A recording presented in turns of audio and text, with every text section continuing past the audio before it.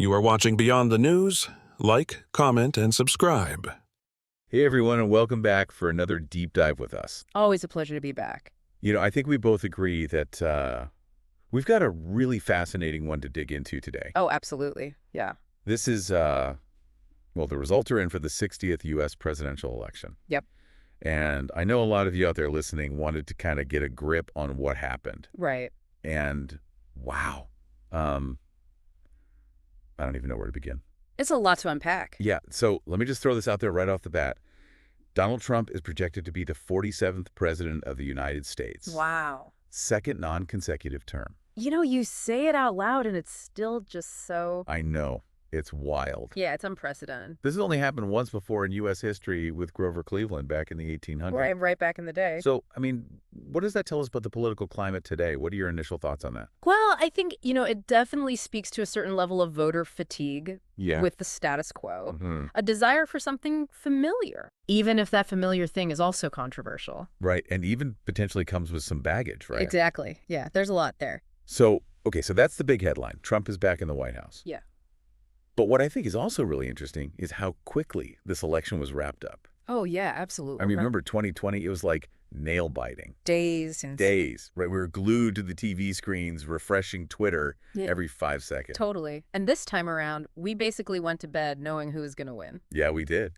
So Trump's victory, especially that win in Wisconsin, which clinched him, those 276 electoral votes. Right. It happened in less than 24 hours after the polls closed. Yeah, it's amazing how fast it all happened. It really is. And it makes you think about the role of the media in all of this, right? Absolutely. Like decades ago, people had to wait weeks for the official results. No, can you imagine? I can't even imagine. But now, we're getting projections almost instantaneously. It changes the whole game. It does. How we perceive the election, maybe even how people vote, it's all impacted by that speed. Right.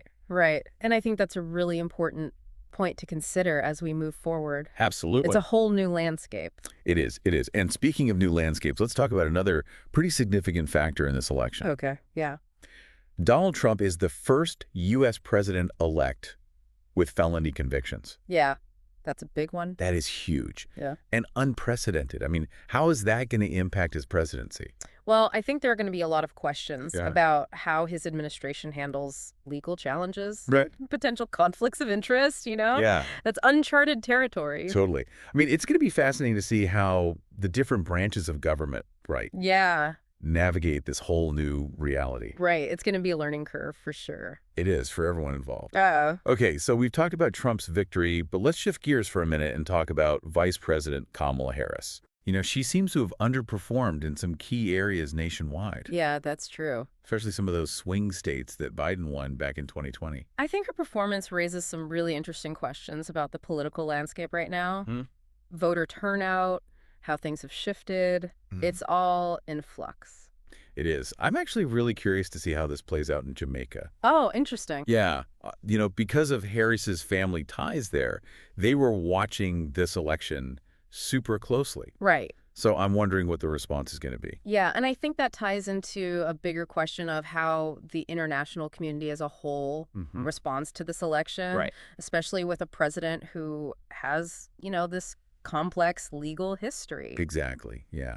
Okay, so before we go, let's do a quick recap for our listeners. Sounds good. Just to kind of sum up everything we've talked about. Okay. So, Donald Trump is back for round 2. Yep. Second non-consecutive term.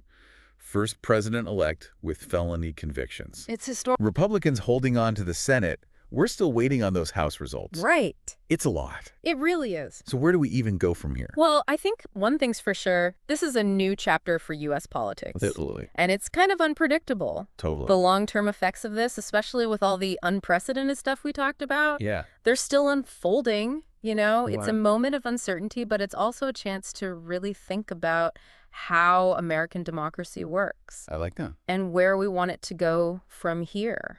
It's a lot to process, and this is really just the beginning of the story. Exactly. So to keep the conversation going, here's something I want all of you listening to think about. Okay. What does this election, especially all the unusual things about it, what does it tell us about the state of U.S. politics. Mm-hmm. And where do we think we're heading? It's definitely a question worth pondering. Absolutely. I think the biggest takeaway from all of this is that staying informed, Yes, staying engaged, it's crucial, especially now. couldn't agree more. Well, that's all the time we have for today, but as always, thanks for joining us for another deep dive. Thanks for having me. Until next time. See ya.